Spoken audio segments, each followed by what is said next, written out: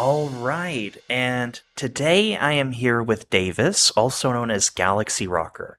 Uh, do you want to go ahead and introduce yourself, who you are, what languages you speak or have learned about, and what your relationship with the language learning community is? Yeah, so I'm Davis or Galaxy Rocker. My language learning stuff started when I was younger with dabbling in French, though I never kept that up. And then I went to university and I started learning Irish. And that's where, if you know the name Galaxy Rocker, it's probably through the old Duolingo forums. When the Irish was released there, I was all in the forums using that name.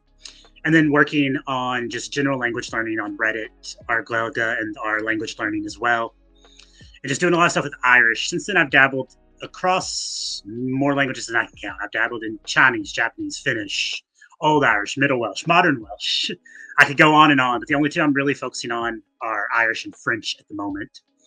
And with the language learning community, as said, I've dabbled across a lot of things, helping on the Duolingo forums. And now it's mostly just, I stick mostly to Reddit because the forums are sadly gone. And there I'm modding our language learning and our Guelga, the Irish sub. And I think you also might have been transiently active on the forums.languagelearners.org. I'm there. I read it regularly, but I don't post nearly as much. Like I still check. I was actually checking it just earlier today, just but I don't keep up with my logs because I'm very erratic in what I do, and I'm mostly at the stage where I Sure. just do reading and passive stuff. So there's not much to say. Oh, I studied this. I studied this. Gotcha. Yeah, I'm not super active there either, but it is a fount of information. Oh, Um, it is. It's a wonderful forum and just the resources available there. And any question you have, there's somebody there who'll probably know the answer. and here at Refold, we probably catch a lot of flack on our language learning. We take a very input heavy approach to language learning, and it sounds like you actually have tested B2 for Irish, right? Or Yes, C1, yes. B2 certified, but I work with B2 Irish. Like, certified. so, so I was actually going to do C1 this year, and it was last weekend, I think, and I was traveling, so I Gotcha. already had plans to be out of the country. So why Irish? Because you're American, and Yes. when people don't tend to learn minority languages, especially minority languages from other countries. Yeah, so it started when I was at university. I went to the University of Notre Dame, and they have an Irish program there, and you can learn Irish. And it was you have to take, unless you're a business major or an engineer, you have to take 3 semesters of a foreign language. And I just thought Irish was really, really interesting. I did it for a year, fell in love, and then they have grant money to send you out to the Gaeltacht to do immersion programs. And so I did that. I did that 2 years in a row actually, and just kind of fell in love with it and decided I want to keep this up. I was at a conversational, comfortable enough level at that point that I could just read and listen to stuff and improve my Irish while keeping it without while maintaining it. But it was just I fell in love with the language. I had great teachers, and then going to Connemara where they speak it daily, it was just kind of a there's this is real language, and it's a lovely thing. And you were learning Irish, I guess, in college. And you've since, if I'm allowed to say, you've since moved to Ireland. Yes, yes. So I Okay. moved to Ireland like 2 years ago, during the like right after the pandemic was coming out, to do a master's. And since then, I've actually been working. Now, the master's was not in anything related to Irish, but since then, I have been working with Irish. I worked as a research assistant at Dublin City University for a year, and now I'm working there as a teaching assistant. Okay. So you now work with Irish. Yes, so I'm teaching Irish to so in Ireland, all students have to learn Irish in primary and secondary school, and all primary school teachers have to do courses in it. So I'm teaching those modules to the future primary school teachers. And I also, this past year, actually taught math through Irish. So Dublin City University, to do a little plug here, has a program called Glagagascano, so Irish in business. So you learn basically all the business curriculum, but you do it through Irish. And so we did like a quantitative methods course for that this past semester. So you're teaching courses in Irish, things like mathematics, business, And you're also teaching Irish to the Irish. Yes. Okay, very cool. And what has that been like? When you look at a language like English or Spanish, they're used in pretty much all domains, right? From home life to talking about physics. And Irish is in a different, not in a very good state, unfortunately. The native speakers are dwindling, and it's taught in Ireland, but I gather most Irish people don't speak Irish. No. They might know what they call the cúpla focal, a few words, a couple of Okay. words. But for the most part, they might honestly, a lot of them probably know more than they think they do. Just like if you've done any language in school, you're like, oh, I can't speak it. But then if you had to, more would come back to you, especially if they spent 12, 13 years doing Irish. So a lot of it does come back. They could have a basic conversation. But yeah, it's been very interesting, especially the domains issue, because there's sort of a little bit of diglossia of a sense, in that the native speakers generally only use a lower domain. They use it at home. They're very just casual with it. It's very much, and there's a lot of English loan words thrown into their speech. Whereas the people who will be using it in the higher domains are mostly learners. Now, they might be very, very, very fluent learners, high Irish C1, C2, but it's still the same issue. It's like, and so the native speakers wouldn't know these words to talk about physics or anything. Whereas the people who do are mostly people who are affiliated with universities or with the EU. And so there's kind of a split between the people who speak the language daily as just a native language, as a language, and then the people who speak it daily kind of for work. So there's something similar going on in the States with Hawaiian, where there's a large community of L2 speakers of Hawaiian, and unfortunately, they tend to not be, like an indigenous Hawaiian, and they tend to not interact with native speakers as much. So you get this sort of L2 learner ease that's become sort of a neo dialect. Yes, so that exact same thing has happened in Irish, and there's quite a few studies about it in Irish. There's Cahir Gilligan. There's been several talk about it. There's actually one book that talks about it. Monclona Creek is the name of it. I have it on my desk at work. Actually, I didn't bring it home with me, but they talk about how that the language shift, even among the native speakers, is pretty much, it's very like an L2 sort of ease, and it's very much in the way towards English. And then there's several researchers who research it. Brian O'Brien specifically he's somewhere in the States, does research on the quantitative differences between the L2 speakers and the native speakers. Like, so Irish and the Celtic languages are very unique in that they have initial mutations. So you can say like ka, which is throw, but then cha is through. Where it's been lenition is what it's called there. And so it goes from ka to cha. And he's done some quantitative research into how often those are missed by like learners, by non-native speakers, including very, very fluent ones versus native speakers and things like that. And there's some quantitative differences. And it's made even more so by the Gaelscoils. So these are the Irish medium primary schools, and then Gaelchoch to the secondary schools. And there's actually a neat YouTube video for anyone who's interested. Gaelscoilish, error-laden pidgin or creative Creole, something along that. The Gaelscoilish.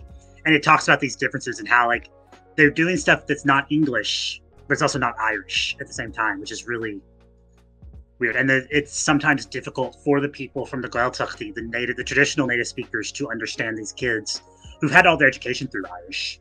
Now they might speak English at home, but they only speak Irish at school and with their friends while they're at school, at least. And there is that L2 and it's an interesting subject, and sometimes it's also somewhat contentious at times too. Interesting. So regarding this, the variation in Irish, how mutually intelligible is Irish across the dialects? If you go from the south to the north, for example, at any point does it become where two native speakers would have a hard time communicating? Not particularly. Now, especially now with Radio na Gaeltachta, which was established in the 70s, if I recall correctly. Before then, it wasn't so much that they would have trouble. It'd be like someone from with a really deep Southern American accent going to Scotland, who's never had any exposure.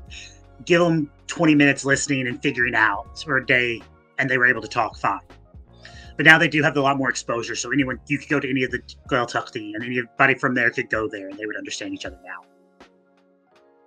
Very cool. So, regarding immersion learning in Irish, short of going to Ireland, is there content in Irish? Can you reliably get news, documentaries, dramas, things like that? Are those being produced in Irish?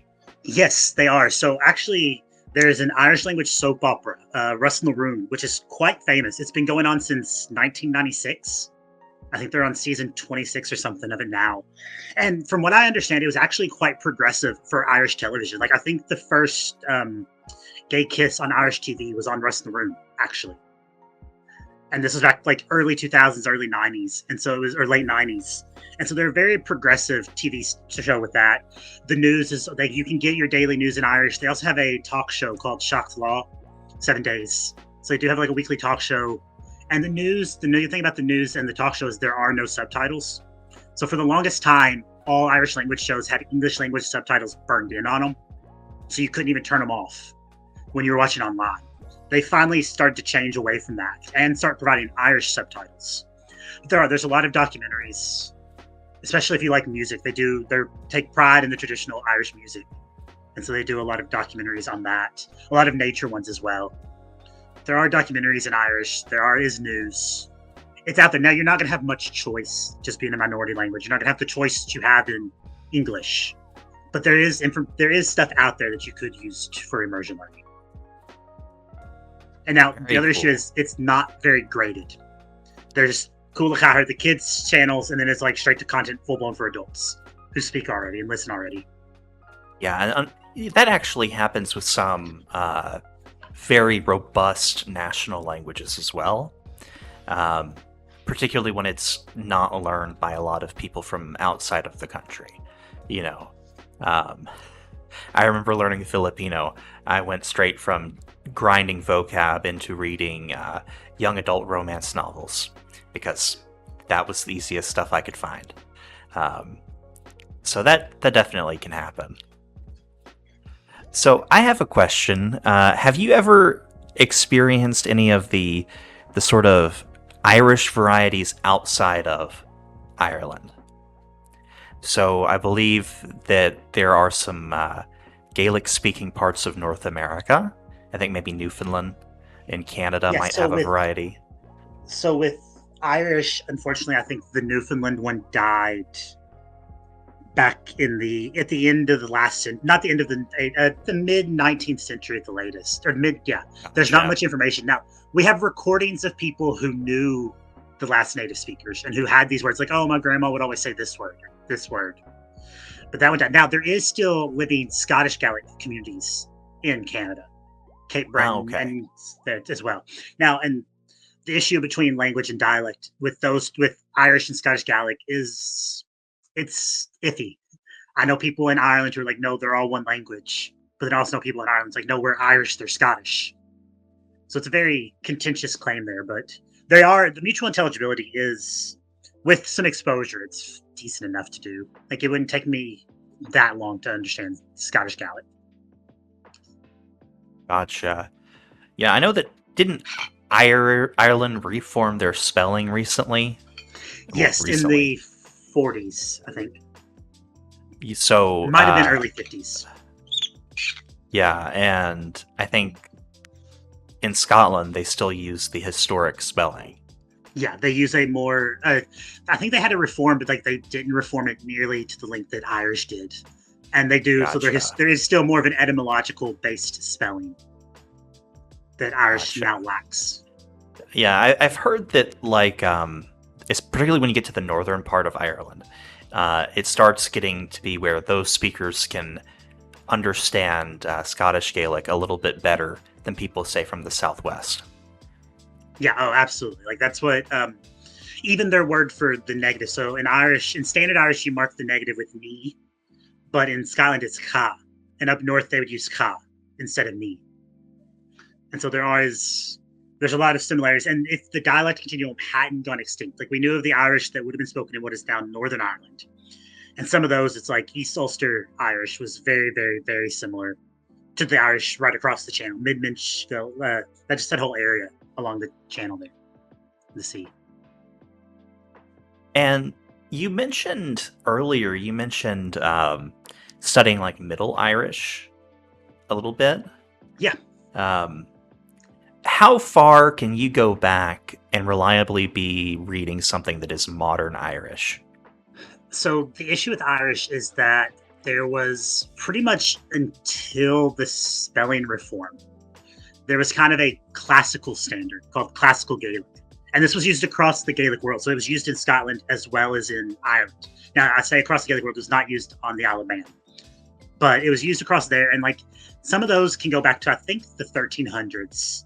But reliably and understand, like it is difficult because the grammar is different. But like the spelling for some words, if you know the old spelling, if you only knew the Irish modern spelling post reform, it becomes a lot more difficult. But if you knew the old spelling and knew some etymology of the words, and then once you got used to the grammar and syntax differences and maybe some of the semantic shifts that have happened, you could probably fairly easily go back to at least the 1600s, if not a bit further. Interesting. And is there a large body of text for people learning Middle Irish? Yes, so most of the stuff that, from what I understand, is a lot of it is in Middle Irish, and most of our Old Irish stuff is actually interpolated in the Middle Irish text. Okay.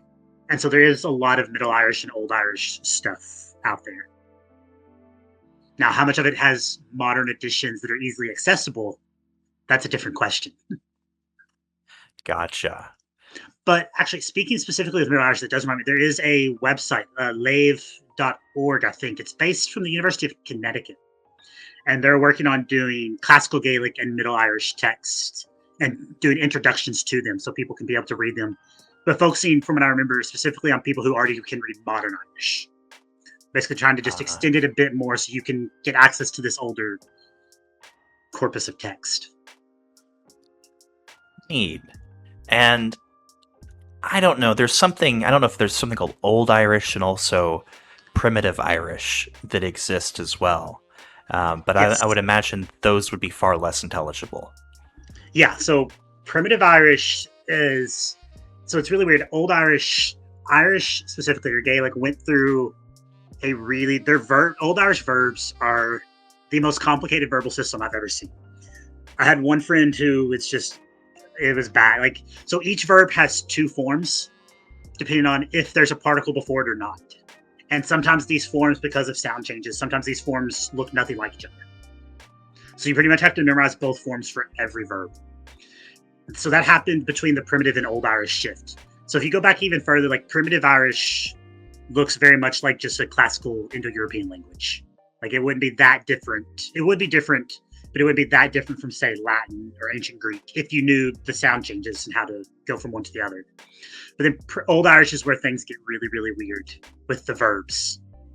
And that's when I think Irish moved to verb first initial order as well. And so things get much more difficult with Old Irish. And then since then, it's become, the verbal system especially has just regularized down through the centuries. Gotcha. And it's interesting that you talk about verb initial. Philippine languages tend to also be verb initial. That's neat.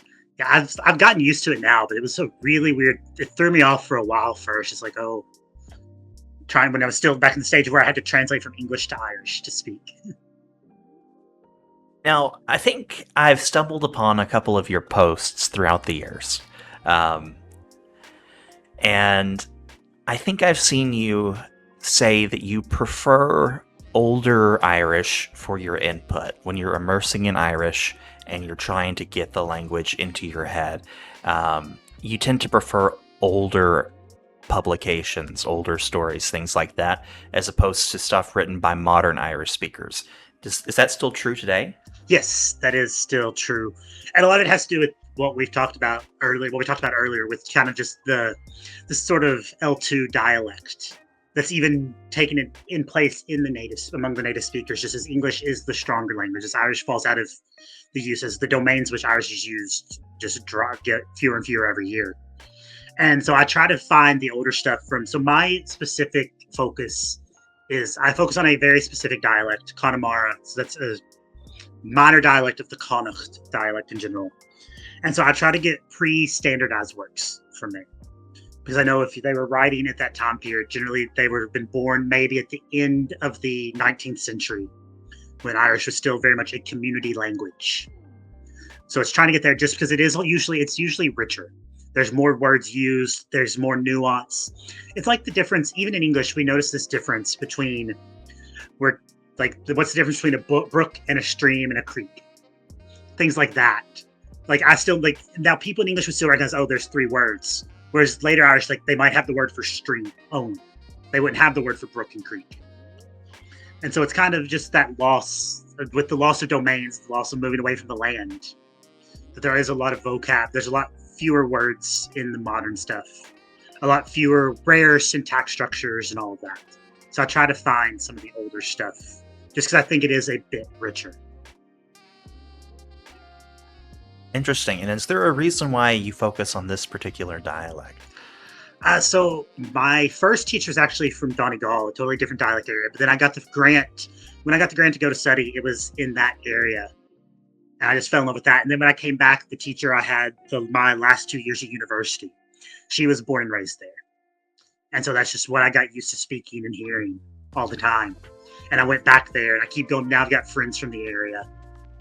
So just kind of fell into it because that's happened to be where I first went in Ireland and then had teachers from there, which is also the most spoken dialect as well. So, Okay. So it's the most spoken variety. So it's got a little bit of some sort of soft power, yeah, being exactly. the most spoken L1 variety. Yeah. Very cool. Yeah, I feel totally out of my element. I really know very little about the Celtic languages, and that is unfortunate. Particularly because my father's mother was actually fresh off the boat from Ulster. So, yeah, I know very little about it. Yeah, they're very interesting. Like I've dabbled some in the others and in the older forms, and especially the ones that lived. So the insular Celtic languages, they are very interesting, just with the mutations where grammar is done by sound change and not by morphemes or whatever. And with the conjugated being verb first. And it's actually, there's some weird stuff with Welsh where it went from verb initial to verb second and then back to verb initial. If I remember correctly, there's some weird stuff going on with that. And then just conjugated prepositions. So like you wouldn't say to me. You'd have one word, you'd be like to me, to him. So like the word to, duh, and then may is dom, but then together it's dom instead of domain. Like, so it's a lot of the conjugated prepositions there. There's a lot of really weird features. Yeah, I've also heard that some Celtic languages have like a default plural, so you have to singularize the word. Where you take I've not heard that. I could believe it. That might be Breton or Welsh. I don't think it happens in Irish. Okay. But it wouldn't surprise me. Given everything, just how weird they are, it wouldn't surprise me at all. Yeah, I feel like that's something that happens. That some of the some Celtic languages have like a default plural, and then you have to add. And so, like how we have one dog, two dogs, we add on that morpheme to pluralize. Mm-hmm. They would do the opposite, where they would add on a morpheme to make it singular. But again, I'm way out of my element here.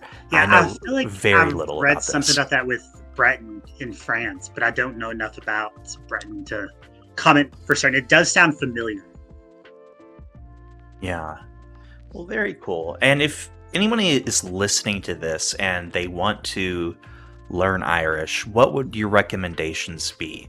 Particularly when it comes to finding Irish stuff to take in, to input with. Books, series, YouTube videos, folk tales, anything that people can use to consume. What would your advice be? Yeah, so the first thing I would say is there's two very good Discord servers that I lurk in. One is just called Celtic Languages, and the other is called Crack Laguelga. So Celtic Languages obviously focuses on all of them, but it is very Irish-centric. It's much heavily based in Irish. And then Crack Lagoga is just an Irish immersion server. There's one channel where you're allowed to speak English, and that's only if you're asking a question about the language. So you get all levels, but they're very good for getting immersed in Irish and very knowledgeable people who can also answer questions. As for radio, there's Radio na Gaeltachta, which is the Gaeltacht radio, the native speaking radio. Then there's two channels in Dublin, Radio na Lifa and Radio Rira. And then there's a channel up in Belfast, Radio Fáilte. So there's good radio content. For TV, you're going to want to go to TG Cahart. They have a website, so that's TG4. Cahart is the Irish word for. They have a website where pretty much everything is available to stream. If you love watching Gaelic football and hurling, they do the club matches through Irish. They'll also make sure the finals are always posted through Irish. There's always Irish commentary on the semifinal games and the finals. But that's where you'll find they have a very nice library as well for that. For books, it's a bit harder to get the content for books because there's not many on Kindle. There's some, but most of them you would have to buy them. So you just have to go to, I would be very wary of anything on Amazon. I've come across recently a lot of machine translated stuff where they just throw in a whole book text to DeepL or to Google Translate and then just sell it on Amazon. But in Shopalour with Conor Nagaga is they'll have pretty much any book. Or Litrecht.com, I think it is, .com, is their tagline was once every Irish language book in print. And so that's where you can buy them at least. There's places to buy. Shame that these Irish books are not e-texts, because I feel like e-texts just make things so much easier. It's easier for people to buy them. It's easier for people to, if they want to install a dictionary, they can do lookups quicker. And I have a couple of physical books, but they're mostly things like textbooks. I've moved purely over to e-texts when possible. Yeah, there is one of the companies, Clóir Connachta, one of the publishers does try to, but again, most of their books are still physical. You can get some of them, but I actually don't know when the last time they had a new release that was an ebook was. So it's quite unfortunate that they don't have that, and that it is very difficult because I do my stuff, all my books, I keep them here, even though I don't live in Ireland. I'm from the States, I live in Ireland. I keep a lot of my books at my parents', but then I just make scans for myself because it is, when you're traveling, when you're moving, it is easier to have the text, to have digital copies of the text. And even though I can't get the same luck as being able just to long press on a word to get a dictionary open, at least I can just do Control T, right. Open a new tab. I don't have to necessarily pull out a dictionary or move away from the book to get to the computer. And it does make it does make it a lot easier. And it is more of a real shame that there aren't. It's tough, it's tough. But it sounds like Ireland is trying. They're doing a lot of cool things. Publishers are doing cool things. And it sounds like if you want to learn Irish, you can learn Irish in 2023. It's out there. The language is out there. There are speakers. There's documentaries. There's Gaelic football matches. There's stuff for you to do to interact with the language anywhere in the world, which is really cool. Yeah, there definitely is. And that was the boon to me. Even just looking back 10 years ago when I graduated university and then came back from Notre Dame back home. And it's okay, I'm nowhere where I'm at. Hey, I can easily access it. What can I do? And it's there was still TG Cahart and they had their library. And you had some of the radio streaming stuff online, but that was it. There was not nearly the options available online. Discord wasn't around. And I will say that is probably the handiest thing because you can try whatever level you're at if you just want to try your output. Even if you just want to sit there and read everything.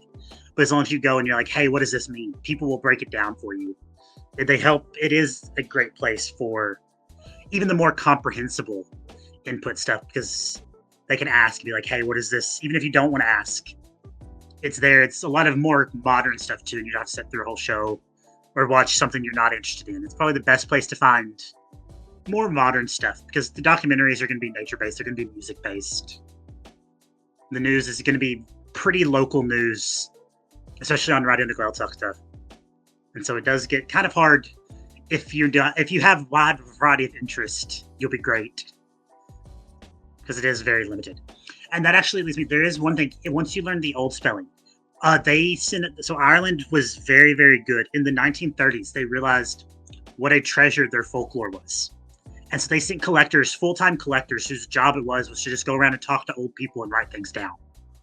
And they're in the process. So they had this school. The schools all do it at the time, and that collection has been digitized both in English and Irish on duchess.ie. And that was the research project I was working on when I first started working with Irish. I was working on digitizing all of that, and it's very neat. And they're working on the main manuscript collection, which has a lot of these old tales. So, like, you might have heard of Finn and Rory and all those. It has all those old tales of what could have possibly been the pagan gods back one point. And so it's really neat to see, okay, with these tales still alive, we can come back and we can read them as they were taken down by the people from the mouth of the storytellers 100 years ago. And so that site's really neat. Now it is all in the old spelling because that was before the reform. But if you love the folklore and all that, there's thousands upon thousands of pages of content from all across the country. Even dialects that no longer exist have content, that are dead now have content in that, which is really neat to see. Always a sad thing whenever a speech variety goes extinct. Yes. And yeah. So it's really cool that you can look back and see, historic varieties that once existed and read the tales. That's really neat. Yeah. So, regarding Irish, what's the deal with Manx, with the Isle of Man? You mentioned earlier, notably, that they did not have a classical Gaelic written language. They were not part of that sort of place where they had. Manx was first written. I'm friends with one of the primary Manx researchers, Christopher Lewin, and I know he's probably going to scold me if I get this wrong, but I want to say it was first written in the 1600s. And so back then, the people who wrote it didn't have knowledge of the traditional Gaelic orthography. So it's kind of more of an orthography based on English orthography, but adapted. And you'll hear a lot of people complain about it, undoubtedly so. Like it gets a lot more flack than it deserves. But yeah, so the last native speakers of Manx, it's written more of an English orthography, but it is documented. So the last native speakers died out in the 70s. And thankfully, the Irish Folklore Project that I was talking about, they sent collectors over. So we do have a lot of recordings of them because they recognized in Ireland, like, hey, we're doing this. We'll send people over there to record. So there's a lot of recordings, but they are actually going strong. They have a lot of uptake. Even at the time, they were very, very, very proficient learners, very strong L2 speakers, and they've continued on. They've got a primary school. The number is growing. Like, they're doing great things. They've got a fully searchable corpus, like, in progress. Like, they are doing amazing things on creating. Basically, instead of where all the other people are arguing over what to do, in a way to put it, the Manx are just, hey, we're doing it. We'll just go build this. And they're doing really great. Like, the revival is going along amazingly. Honestly, I'm kind of jealous.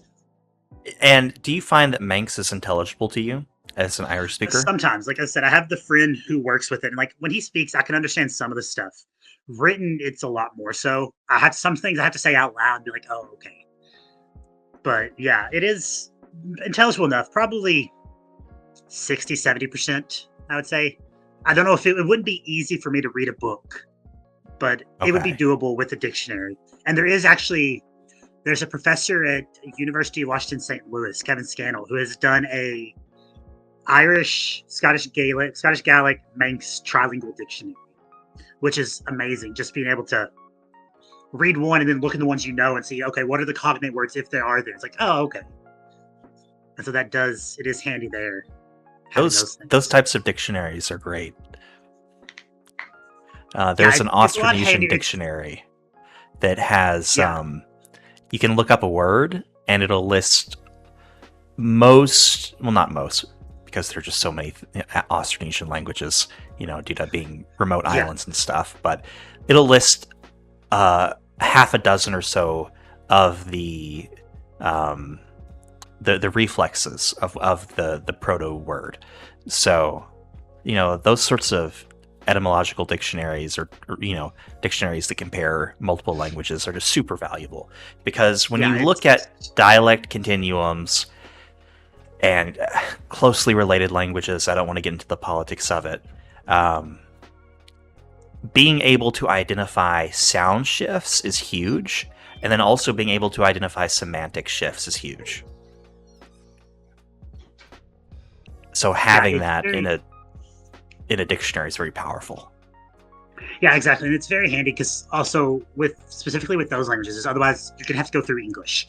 So you're gonna be filtering okay Manx to English, and then if I want to do Irish, it's then English to Irish, and not having to being able to skip that intermediary step of English is amazing. Honestly, having these types of dictionaries, like okay, I can go from Irish to Manx or Manx to Irish.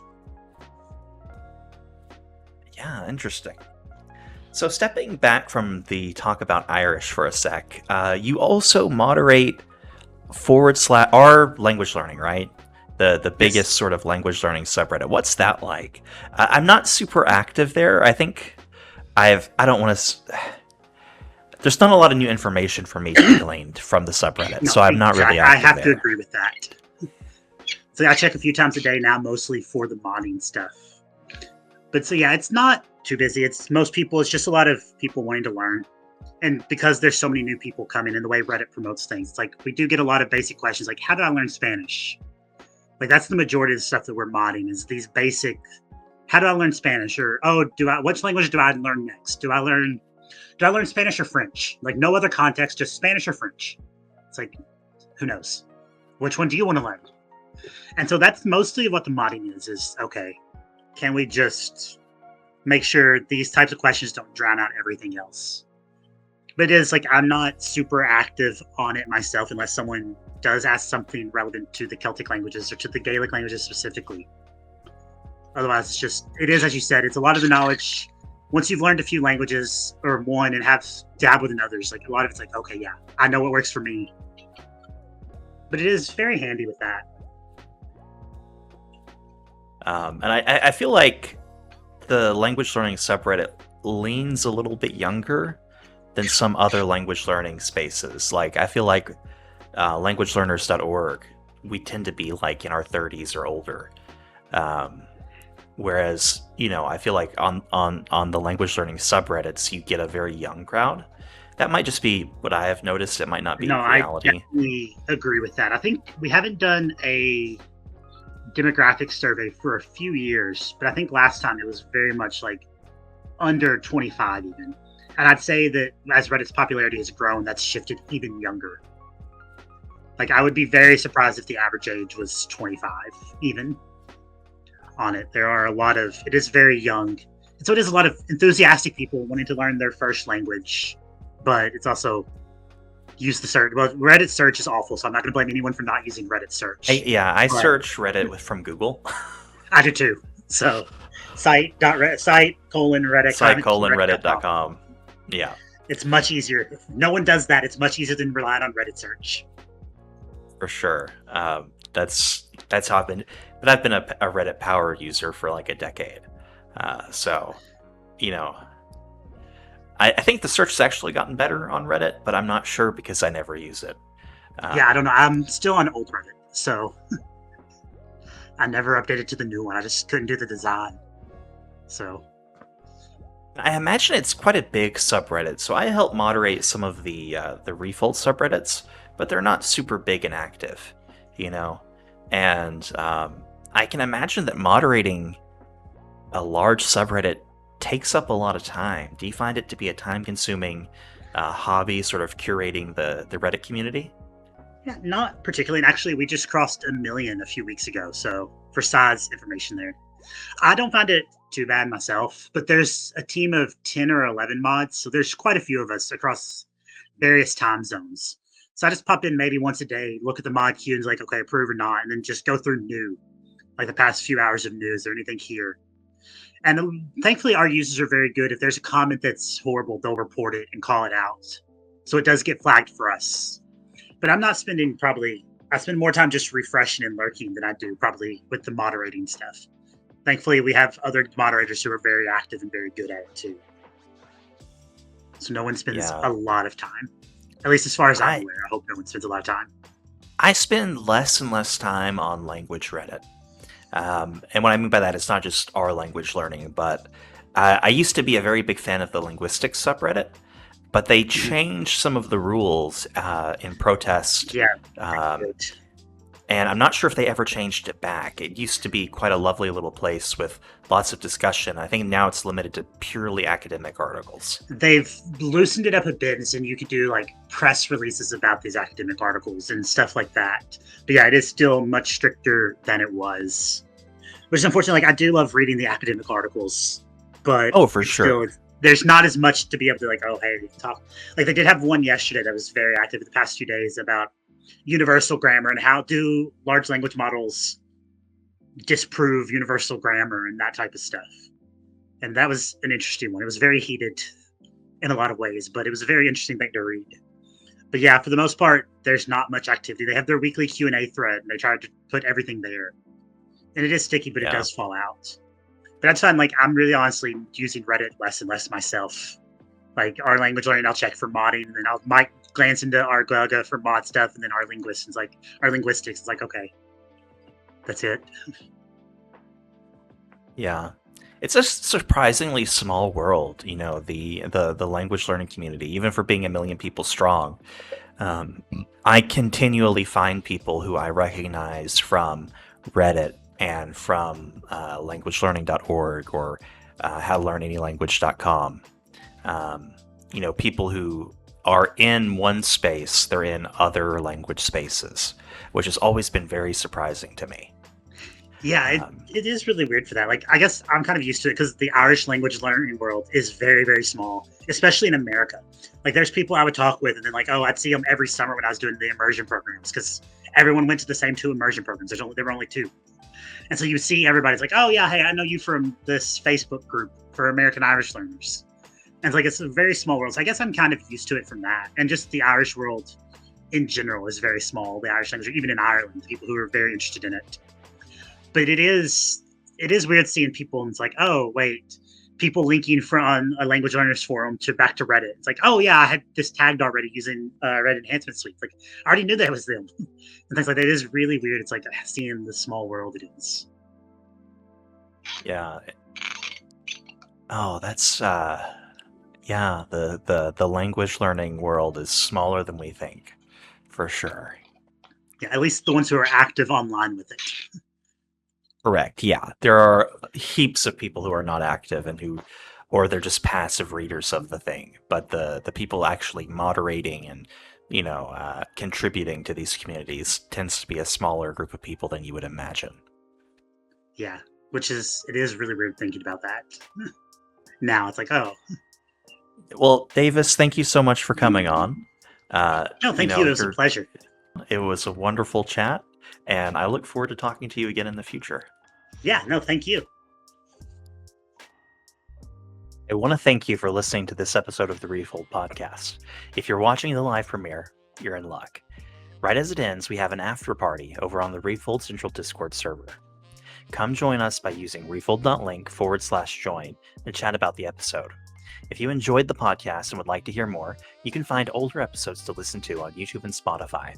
Let us know what you thought about the video by liking and leaving a comment below. Do you have suggestions for upcoming visitors or requests for particular topics? Please feel free to reach out to me on Discord at GeorgePig #5413 or via email at Clayton@refold.la. Thank you all for watching and or listening, and I'll see you next week.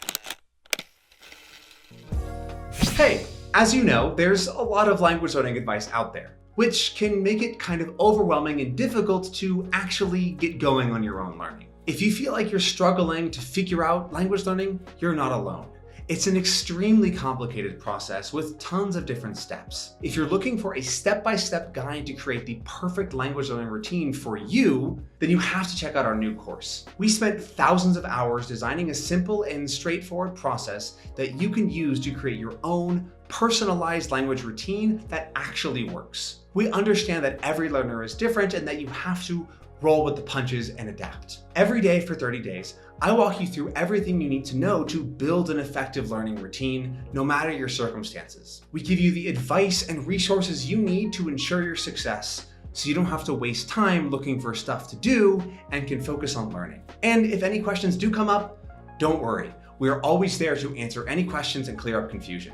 And it's all backed by our 90-day, no questions asked, money-back guarantee. If, for whatever reason, something's not quite working for you, we insist you get every penny back. It's time for you to stop wishing that you could learn a second language. It's time to become the master of your language learning journey. Check out the link below to get instant access and start your journey today.